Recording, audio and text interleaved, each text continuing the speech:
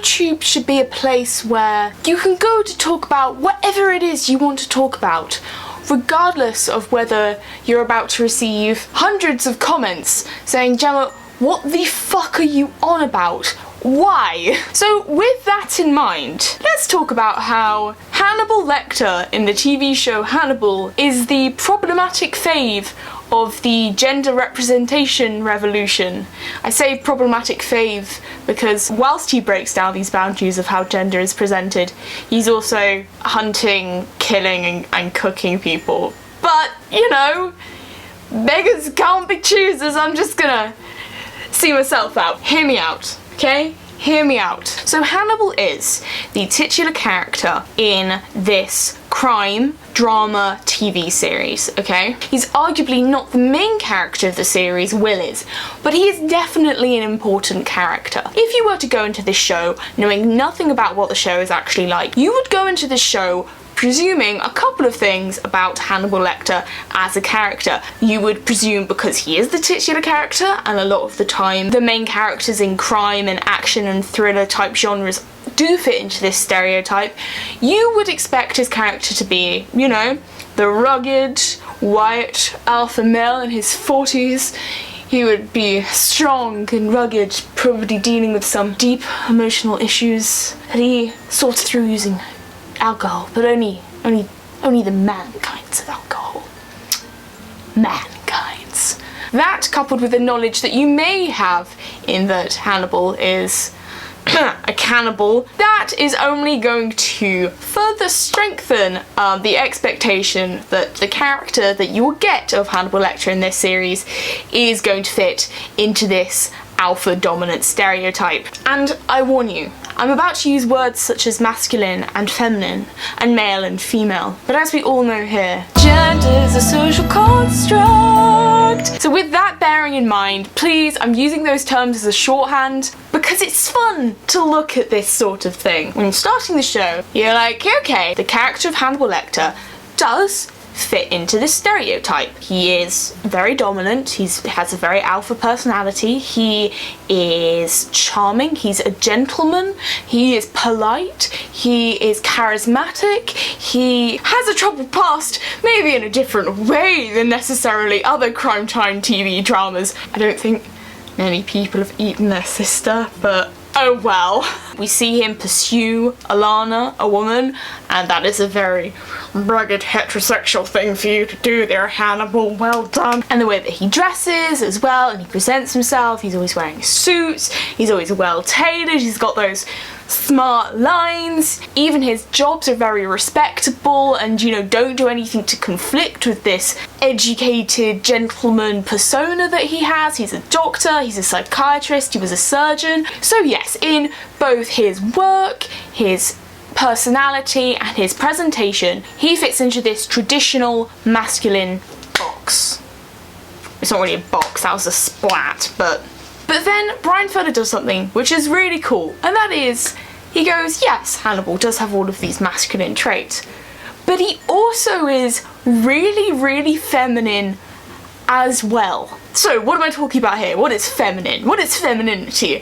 What is a woman? As the series progresses, we see that not only does he pursue Alana, he also goes and pursues Will. Not only does he pursue Will, but he spends half a season in season 3 mourning and being a literal heartbroken, pining lover over Will, which is something that in media is usually presented as being the woman in that scenario. Bella, just fucking get with Jacob. No one gives a shit about Edward. You're gay anyway. Obviously these things, again, as we know, pining over a male person is not an inherently feminine thing to do, but I'm taking this from the very mainstream, most people that don't really get the whole gender as a construct thing would understand that to be a more feminine trait. He also cries. He cries on screen like 4 or 5 times. Is he crying because he's manipulating people, or is he crying because he's actually crying? You decide. Regardless, he presents himself as a very sensitive bloke. Not only is his behaviour very feminine and sensitive, his interests are really feminine and sensitive too. He likes cooking, he likes art, he likes music, he loves the opera, he likes instruments, he likes drawing, he likes painting, he likes stabbing people, he likes eating people. What were the last 2 again? All traits which are perceived traditionally as feminine things. I think it's much more likely that you would see Hannibal Lecter at a knitting workshop than you would see Hannibal Lecter at a football game.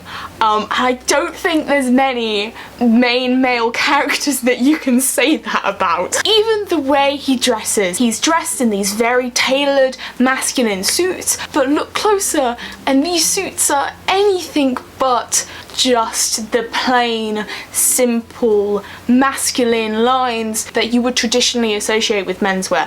I mean, lest we forget the checkered suit, the presence of paisley in many a tie-in episode, the hat. God forbid we forget the hat. He really cares about his appearance and the way that he's perceived, which again is a feminine thing. Like, women wear makeup, women wear pretty dresses.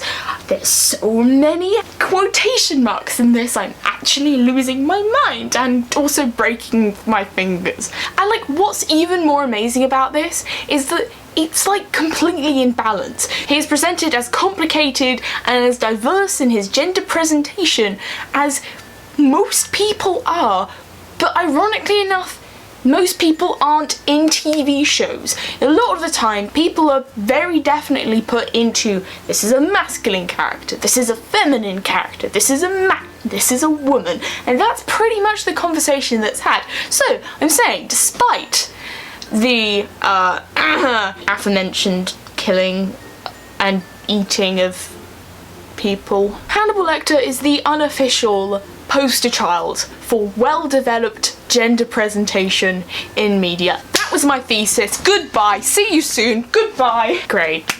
Good. Glad we got that. I hope you enjoyed this episode of Gemma talks about her very niche cross-section of interests. Tell me what you think down below, and if you enjoyed this video, please like, comment, and subscribe. I'll see you soon. Goodbye. Bye-bye. See you. Goodbye. Bye-bye.